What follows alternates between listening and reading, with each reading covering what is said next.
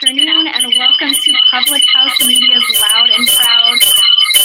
I'm echoing a little bit still. Oh, there, we're good again. I am so excited to be here with you today and to chat with a friend about a subject that I personally am very passionate about. She's somebody who's killing it and doing amazing things. So let's jump right in today to our guest. I'm going to switch over. Hold on, I have titles for you, Sarah, as I introduce you here. So Miss Sarah Folkins, here she is. Hi. Hello, Sarah. Thank you so much for joining us. I'm excited to be here. Can you tell us, first of all, I'm going to let that, I'm going to go ahead and push through. Can you tell us where you are? Yes, I am. So I'm based in New York City. I'm a New York City-based actress. However, currently for Thanksgiving, I'm from Louisiana, so I'm back home in Louisiana right now at a friend's house in Slidell, Louisiana, which is where I'm from. But I'm based in New York City, right in Harlem. Amazing. When I lived in New York, I lived on 145th Street. What street are you on? I'm on 145th. No, you are not. Yes, I am. Are you right? I'm between. No, I literally. I'm between. Every day of my life, I walk by El Morocco. Do you walk by El Morocco every day? Yeah, I'm right on 145th, between 145th and 150th on Edgecombe Avenue. That's amazing. That's right where I was when I was there. Oh my God. But enough about that. So you, yet again, we're diving into this topic of acting. That is your passion. That is what you do professionally. That's what you do with your life. You also are somebody who lives with a disability. Can you tell us what that disability is? Yeah, sure. I have spondyloepiphyseal dysplasia, dwarfism. I'm a little person. It's something you're born with. I stand 3'10". With my form of dwarfism comes some joint pains, some mobility issues. But overall, I lead a pretty wonderful life, and I think my disability has done nothing but prove that. Amazing. Yet again, I'm so sorry. We're getting an echo on my end. But we can hear you perfectly, which is great. Okay. So tell me then, what was your journey into acting and the theater world? What's that story? Well, I began acting when I was actually here in Slidell. When I was 13 years old. All of my friends one summer joined this program called Young Actors Theater of Slidell Little Theater. It was a community theater program, and honestly, I started because all my friends were doing it. So I did my first play that summer when I was about 13 years old, and I fell in love, and I thought it was so much fun, and I had more confidence than I'd ever had, and it was really fun to express myself in a new way. And then my journey continued, and I did theater all throughout my high school experience, and my family was very supportive. And then when I was looking at colleges, I actually was going to be a psychology major and kind of do theater as a hobby, but it was my dad who really pushed me and said, come on, what are you doing? You need to major in theater. This is what makes you happy. This is what drives you. So at that time, I did some research because I was really nervous pursuing acting professionally, especially as a little person. I was I don't think this is realistic. It makes me nervous. But over time, I eventually decided to major through my dad's support. And I realized that you could get your master's degree. And if you did that, then you could always fall back on teaching at a collegiate level or at a high school level. So I decided to major in theater, did 4 years down here in Louisiana, and then was lucky enough to get into an MFA program in the city at the New School, and got my MFA in acting about a year ago, and have been very fortunate to work professionally in theater since graduating. And I've found in my adult life that theater no longer is just about being an actor for me. It's really a form of advocacy as well, because I believe that theater media in general, entertainment, is one of the best ways to display differences, because when people see it, after they're exposed to it and it's normalized, I think people have less of a strong reaction. So now I pursue theater not only because I love acting and I love storytelling, but also as an advocate for those of us with disabilities. I think that's absolutely incredible. I love that you are there doing that. I'm jealous that you're there doing that. Come join me. Don't tempt me. Can you tell us a couple of, before we like highlight the goods, can you tell us some of the bads that you've encountered when going on this journey of specifically acting? I would say I've been fairly fortunate, but a lot of my bad came more, I think, being in the South, and it was part of the reason I needed to get out. I was in a very small-minded area, very typecasted, very put in a certain place, and I thought that I could only be a comedic actor, or I would have to teach to make a living. There was no way I could ever make a living as an actor. And I mean, that's true for a lot of people, but I thought I was very much influenced that my height was going to hold me back, and told that by a lot of voices around me. And it really took getting out of the South to realize that, oh no, there's like a whole world out there, people who accept people for exactly who they are. And if anything, it's more important for somebody like myself to pursue this career. And just like anybody, I've walked into rooms during my graduate school auditions. I would walk into auditions at some pretty prestigious universities, and people would look at me, like back down at the table, and then not look at me again, not watch my audition. I've had that in a couple of audition rooms. They just see me, and I guess they hadn't seen my head on my resume, and I've watched people just not watch me or laugh me off, or not take me seriously the moment I walk in the room, purely for my physical state. Which that's frustrating, but then I feel like it's my job to give them a really great audition. So then at least if they're like, yeah, we're not hiring you, I can be like, yeah, but I'm not a joke. So I guess that's boom, here are all of negative experiences.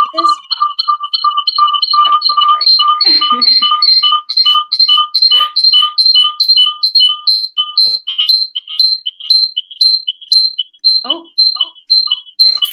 I'm sorry, it's doing the sound again. I didn't mean to cut you off or interrupt. And when you walk in that room, not only are you serious, you have those degrees to back you up as well, which is amazing. Yeah. I'm wondering, growing up, who are the people that you look to who not even necessarily had a difference, but who were the actors and actresses you looked up to and you said, I want to be like them, or maybe who did have a difference that you said, I have a difference like you, I want to do that. I can do that because I see you. Yeah. As a female little person, there's frankly just not a lot of role models in terms of just my physical state, but that's a hard question. I mean, Dinklage was obviously like huge for the little person community because he did it and it gave us all kind of like a semblance of hope. Sure. So he was really great for me. I think I was a huge musical theater nerd, so I would read stories of like Kristen Chenoweth, this beautiful petite little blonde woman who went into an audition for Oklahoma and was turned away and told she would never do it. You know, it's really any actress's story I read, 90% of the time they were told at one time or another, you're not pretty enough, you're not. Meryl Streep was told 1,000 times she wasn't pretty enough for this industry. And I mean, look at her today. She's a phenomenal actress, and I think that's a common thread I see with particularly female actors is your looks, and your looks are what are going to hold you back, and you don't quite look like this or that.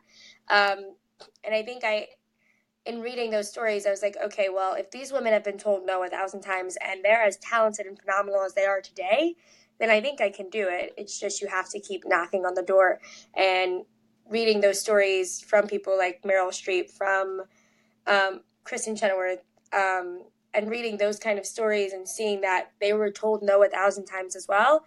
And it really just takes one yes. So there's 1,000, I think, female actors that I could name that I read that over.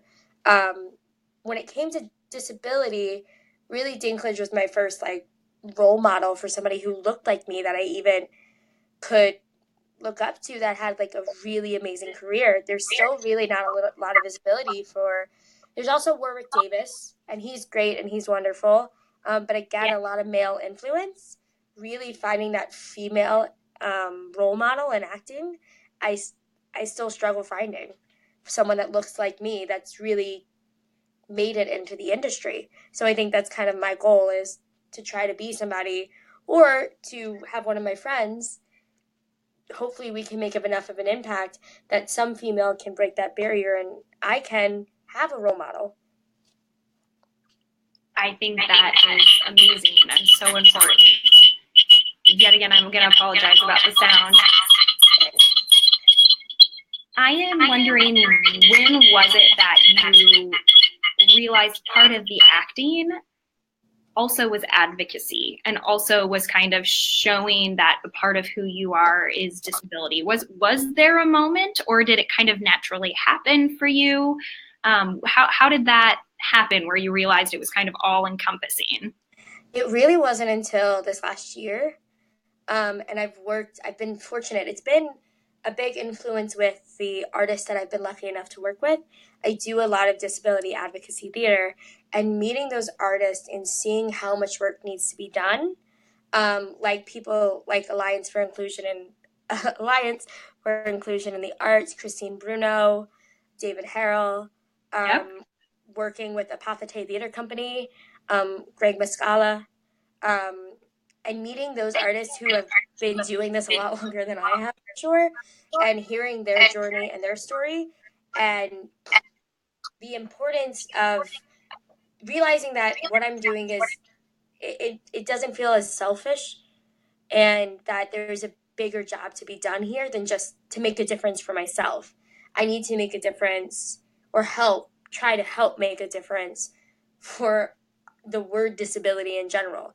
I didn't even really identify with that word until I moved to New York. I thought it was a negative word, and then I met a lot of people who showed me how positive it can be if you use it in the right way and if you take ownership of it. So it's really been a journey, I would say, this last year in professional theater that I found, and how much owning that word and being proud of that word has frankly helped my career. And really, I just have to give credit to those artists who have made some differences already before theater breaking through barriers. Their company, working with them, New York Deaf Theater, all of these theater companies I've had the privilege of working with and talking to, and seeing how much work they've done, and only wanting to be there to support. Sorry, something started printing underneath me. But yeah, only seeing all the work being done and how much work still needs to be done along the way. That. I think that's amazing. I had a similar experience of, it wasn't until I was an adult really finding my disability pride and really understanding that idea of the greater good, and it's not just selfish work that's being done, and taking pride in a community. So what I'm hearing is that there are plenty of opportunities in the city for somebody who has a difference, who has a disability, to be acting and to be in the theater world. Am I right in what you've been saying to me? There's plenty of opportunities if one is just willing to seek them out. Yes and no.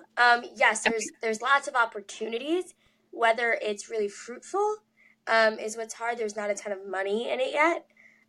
There are absolutely opportunities, and it's just patience, and it's getting to know people, getting out there, opening yourself up, opening your heart up, and really it's a lot of making sure that you're doing the work, you're submitting yourself, you're getting yourself out there, and finding your way through the communities. Meet somebody with a disability, tell them this is what you want to do, and then I promise you they will forward your email to about as many people as they can, because there's powers in numbers. So I want everyone with a disability to please come to New York, so we can make a really impactful difference, because we are a minority.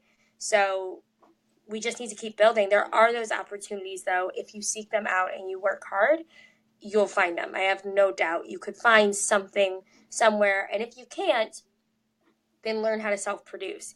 And that's really a big part of the New York City scene right now, is putting up your own work. And especially with disability, we have so many stories that haven't been told yet.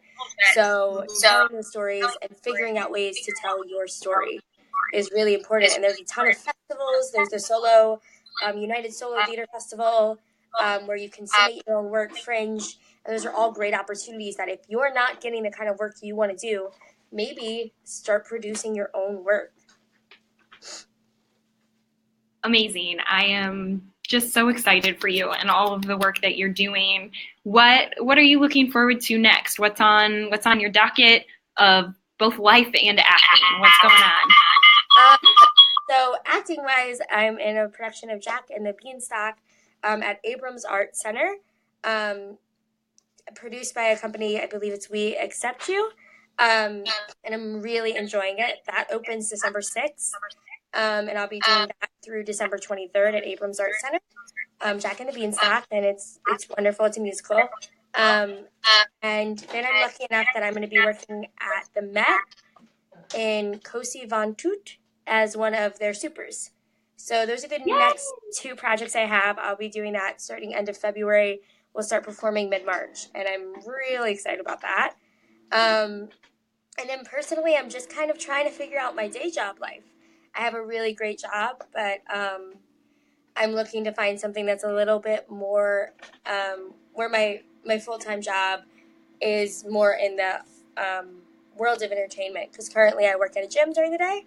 I'm a manager there, which is great and lucrative and keeps me living in New York. But that's kind of my next personal journey, is finding a way to make my day job money, hopefully in the arts somehow. So that's kind of where I'm at in life.